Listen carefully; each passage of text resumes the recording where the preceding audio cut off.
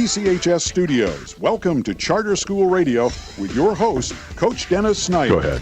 Welcome, and thank you for being with us today. It's always good to have you join Charter School Radio, where great minds discuss ideas. We are not the average minds that discuss events or small minds that discuss people. We discuss ideas. I'm Joe Darrow, your guest host, sitting in for Coach Dennis Snyder, which is away on business right now. Hopefully, he should be joining us before the hour is over. Luckily for us, we have Kieu from International Educational Management Group. We've been discussing with her about bringing students from all around the world to Escondido, which is a whole new, exciting new way of approaching education. Kieu, are you there? I am. Ms. Vo, good to hear from you. If you can you explain a little bit about your organization and basically how it works? Sure. International Education Management Group is a company located here in San Diego, and we have country offices throughout the world. The main purpose or the main mission of what we do is we bring institutions and students together. What we're doing with Escondido Charter High School is we will be bringing international students from all over the world to study at Escondido Charter High School. We don't just bring in students and drop them off, but we also provide the full service, right. The student services aspect, from housing, student activities, pre-orientation, orientation, and pretty much integrate with the school in ensuring that the students are successful and assimilating to Escondido. Yeah, for us, in our conversations, you seem to be the real package deal. You come in, you bring in the students, and you don't drop them off. You care about them. The way you've been describing it to us is that you really see these children through. So even on weekends, you take them over to special events. In the evenings, you have other events going on for them. So you just don't necessarily just drop them off. You really take care of the kids. Right, and this has always been our business model, and right. We don't see students as just a number because we're working so intimately with them. You know, we right. meet them in their home country, we meet their parents, and so on. So it's very important for us to be taking care of these students, and this has always been our business model, and we feel that if you take care of students, and if students are the cornerstone of your business model, it's bound to be fruitful. But you've been doing this for a long time, so you have experience in this. You've been primarily doing this with universities and colleges? Correct. Okay. Correct. And so how long has your corporation been in business? We've been doing this business model over 15 years. Right. It started in Australia, right. Working with Central Queensland University, and then in 2003, that model came to the United States. Sure. In regards to working with universities, and it's the international market, recruiting international students. It's a very competitive market. Oh, really? And so what we have found that in order to do it right, you have to come up with a very comprehensive right. package and a comprehensive model where you're servicing students from the time that they inquire to the time that they graduate. Right. But see, going from a university student, which is an adult, which can make their own decisions and come to the United States and you help them, to now a minor, how's that? What's that? How different is that?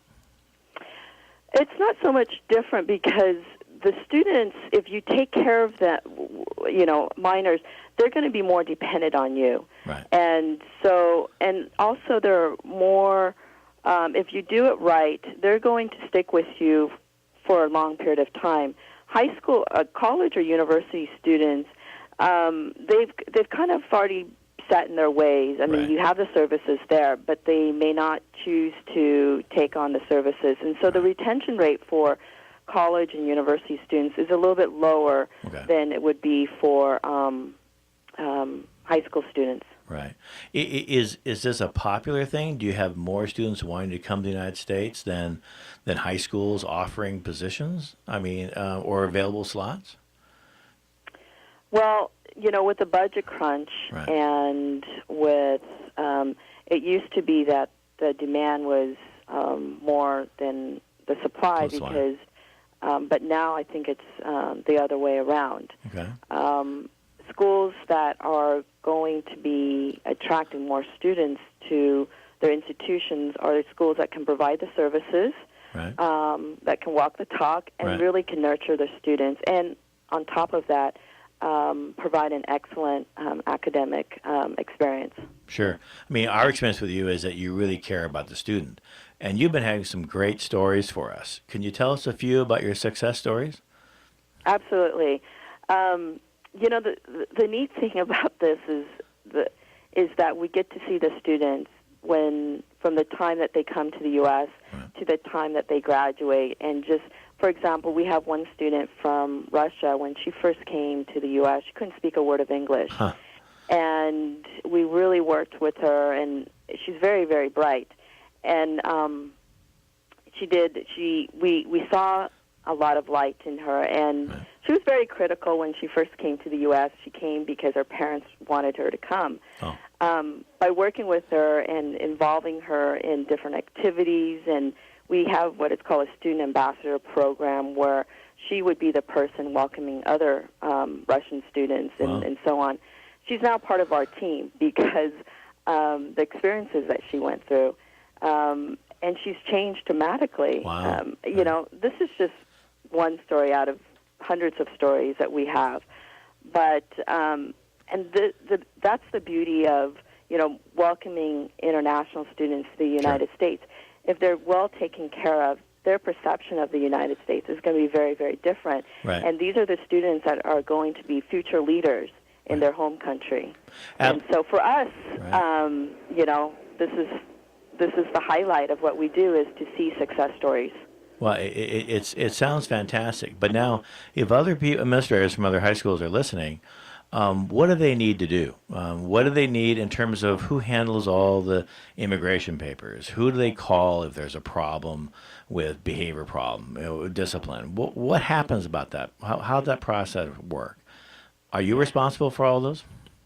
It depends. You know, we are very selective of who we work with, because the first thing is that we need higher administration. We have to be like-minded. Right. Once that is in place, then we can work out all the details, depending what the institution wants. Right. If they already have a pretty good infrastructure, if they have people on ground that already knows about immigration, then that's fine.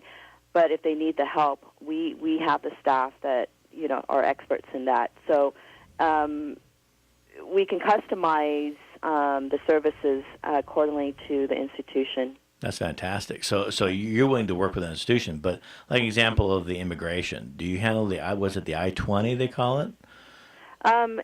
This is typically what we like the schools to do it, because it's, you know, the I-20, the issuance of the I-20 is right. usually it's the school. Right. We will provide all the training okay. and you know, what's needed to be in compliance. Right. So yes. Well, it sounds like a great deal. Now, how many schools do you have? How many high schools do you have working with you now?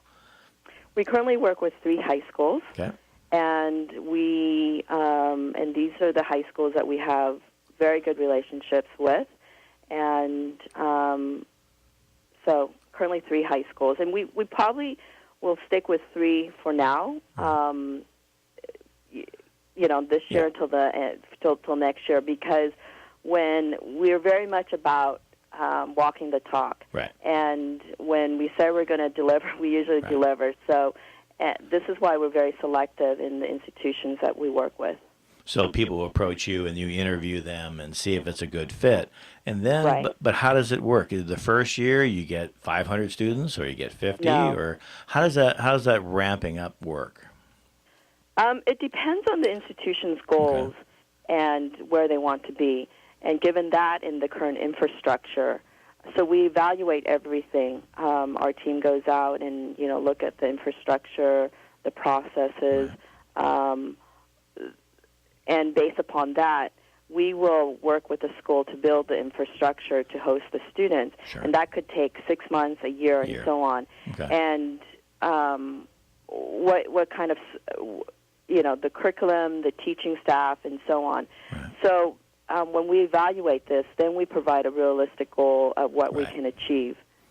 So you're willing to customize it for every single institution? Yes, and it has to be customized because every institution is different. Really? It can't be a cookie cutter where, we've done it at this institution and this is how it's going to be done at this other institution. Very good. Every institution has its own culture as well, too. Yeah. But now, in terms of students, how many students are willing to come, when they're coming from international, where is the largest bulk of students coming from? Is it South America? Is it Africa? Is it Saudi Arabia? Is it China? Where's the bulk of people that really want to come to the United States? That's a really good question. There is an organization out in D.C., and they put out a report. It's called the Open Doors Report. And the Institute of International Education conducts this, and based upon a number of visas provided to. And currently, right now, it's China. Right. And the second is India. Right. And the third, I can't remember.